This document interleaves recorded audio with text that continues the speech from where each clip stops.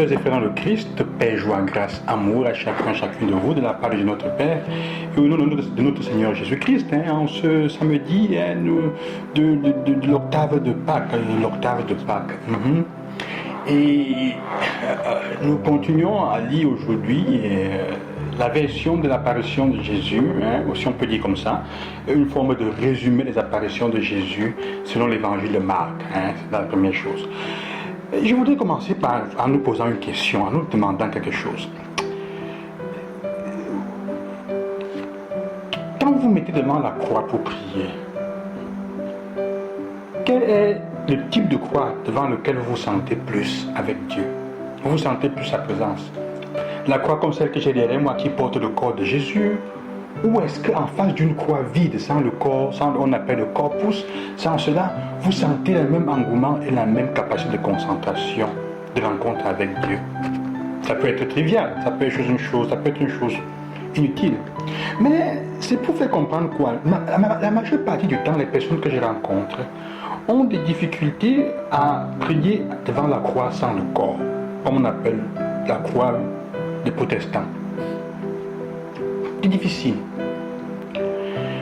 Je me suis rendu compte avec les années en accompagnant les gens et en côtoyant les personnes, les chrétiens, nos frères et sœurs, que le plus difficile ce n'est pas de croire en la mort de Jésus. Il est plus facile de croire au vendredi saint, en Jésus qui est mort sur la croix, qu'au dimanche de Pâques de Jésus qui est ressuscité. Il est plus facile d'annoncer, de sentir proche de la mort du vendredi plutôt que de la Pâque. La preuve c'est que souvent les célébrations du vendredi saint, le chemin de croix, celle de la souffrance, sont plus remplies de personnes. La liturgie de la vénération de la croix sont plus remplies de personnes que la veillée du samedi, la veillée pascale.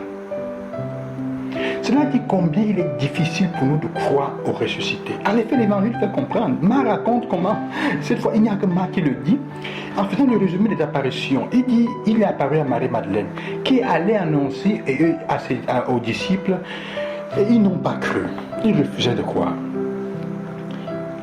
Il est apparu à 2 d'entre eux qui faisaient chemin vers la campagne. Il revint annoncer aux autres, ils ne crurent pas non plus. Deuxième fois. Il apparut aux 11. Et c'est pendant qu'il partageait le pain avec eux, pendant qu'ils étaient à table. Et il leur reprocha leur manque de foi, leur durée de cœur, parce qu'ils n'avaient pas cru. Donc nous ne devons pas nous faire des problèmes tellement nous martyriser si nous avons des difficultés à croire en la résurrection. Les disciples, même les premiers, n'ont pas cru. Marc le dit, ils n'y ont pas cru.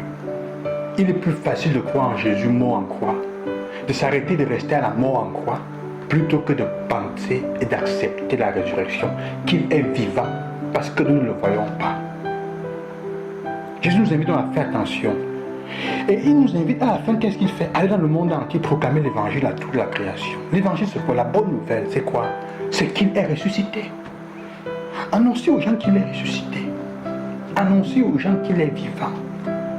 Mais pour annoncer qu'il est vivant, il faut le rencontrer. Et il faut le rencontrer vivant. Il faut faire l'expérience de la vie donnée de nouveau par le Christ qui est vivant. C'est l'unique possibilité. Et on le fait l'expérience de beaucoup de manières, comme on a vu cette semaine. En personne, simplement dans son quotidien, là où on est, à travers le sentiment, à travers la joie du cœur, dans les moments où Dieu est présent au milieu de nous, on le reconnaît présent au milieu de nous. Mais il faut être capable de le reconnaître, c'est d'abord ça. Alors, la question est celle-là. Toi, est-ce que tu crois au ressuscité? Qu'est-ce que tu annonces? Annoncer que Jésus est vivant et qu'il est ressuscité. Annoncer la bonne nouvelle, c'est annoncer tout ce qu'il a fait dans sa vie, dont les conséquences, le point d'arrivée est la résurrection. La vie en abondance que Jésus a après la mort est la conséquence de la vie en abondance qu'il a vécue et qu'il a donnée, pour laquelle il s'est battu.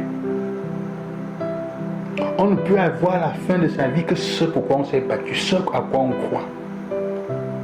Il croyait à la vie et il a passé le temps à donner la vie et il a vécu. Il a été ressuscité, il est ressuscité. À nous aussi, donc, si nous croyons à la résurrection, nous vivons selon comme Jésus a vécu, en travaillant pour que la vie déjà maintenant fleurisse au milieu de nous. C'est ce que Jésus demande que nous témoignions. C'est ce qu'il veut que nous proclamions. C'est cet évangile dans la bonne nouvelle qu'il veut que nous proclamions.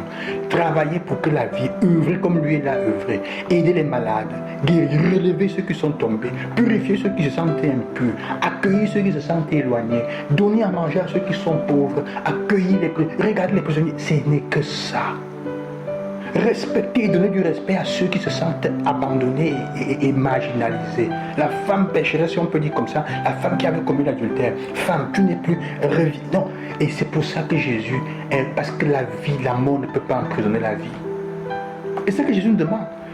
Que nous ressuscitions chaque jour de notre vie pour annoncer et témoigner au monde entier qu'il est vivant.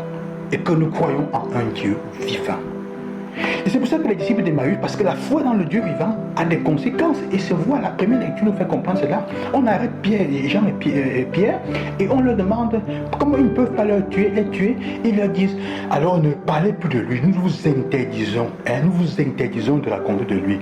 Et ils leur disent, ils les menacent, et ils disent, comment dire, est-il juste devant Dieu de vous écouter plutôt que d'écouter Dieu qui nous a envoyés aller annoncer au monde entier l'évangile? Devons-nous écouter Dieu ou vous écouter? Ça, c'est votre problème. Nous savons ce que nous devons faire. Quant à nous, nous ne pouvons ne pas annoncer ce que nous avons vu et entendu. Il s'agit, sœurs et frères, quand la résurrection nous donne le courage de prendre position pour le bien et pour la vérité. De faire le choix de la foi. Ça, c'est le choix maintenant d'adhérer à Dieu. L'autorité de leur foi leur demande ne faites plus ça. Ils disent, Dieu que nous avons rencontré nous demande de faire ça. Même s'il faut aller contre vous, nous le faisons. Il y a des fois où l'application et la mise en pratique des règles de l'Église peuvent aller, la mise en pratique n'est pas les règles en elles-mêmes. La mise en pratique de ceux qui nous sont censés nous gouverner peut aller en contradiction avec l'Évangile. Comme chrétiens, nous sommes appelés à demander, à avoir la conscience de nous rappeler qu'est-ce que l'évangile, est-ce que c'est juste ce que ce prêtre, cet évêque me demande de faire maintenant? Quel est le bien majeur? Et l'évangile me demande de le faire. Mais pour le faire, il faut connaître l'évangile. Il faut le méditer, il faut être capable souvent de l'écouter. C'est ça la question, c'est ça le problème vrai. Alors, sœurs et frères, je vous bénis au nom du Seigneur, je vous souhaite cela aujourd'hui, que le Seigneur vous donne la grâce de savoir prendre position, d'avoir une liberté intérieure. Ce que nous avons vu et entendu, nous ne pouvons pas ne pas l'annoncer. Témoignez de cela. À demain, le Seigneur Jésus-Christ, je vous bénis au nom du Seigneur.